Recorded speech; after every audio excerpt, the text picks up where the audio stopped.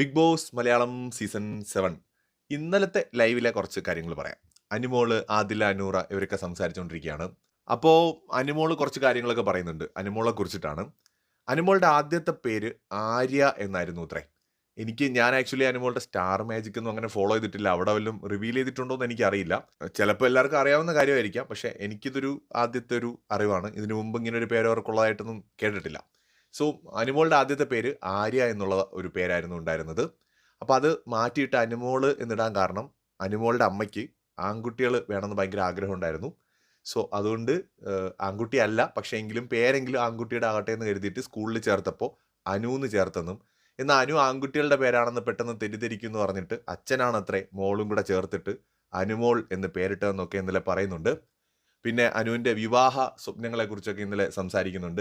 2 വർഷത്തിനുള്ളിൽ വിവാഹം കഴിക്കണം എന്നേതോ ജ്യോത്സ്യനോ മറ്റോ ആരോ പറഞ്ഞിട്ടുണ്ടെന്നൊക്കെയാണ് പറയുന്നത്. വൈൽഡ് കാർഡൊക്കെ വരികയാണെന്നുണ്ടെങ്കിൽ ഒരു ലവ് ട്രാക്കിന്റെ സാധ്യതയൊക്കെ എവിടേക്കോ ഉള്ളതുപോലെയൊക്കെ തോന്നുന്നുണ്ട്. എന്തായാലും നല്ല മനുഷ്യന്മാരൊക്കെ കല്യാണം കഴിച്ച് പോയെന്നും ഇനി കിട്ടാൻ വലിയ പാടാണെന്നൊക്കെയാണ് പറയുന്നത്. അതെന്തേലും ആവട്ടെ. പക്ഷേ ബിഗ് ബോസ് വീട്ടിനകത്ത് അപ്പോൾ ശരിക്കും 2 ആര്യയുണ്ടല്ലേ. അതായത് ആര്യനുമുണ്ട്, ആര്യയുമുണ്ട്. കൂടുതൽ അപ്ഡേറ്റ്സുമായി വീണ്ടും വരാം.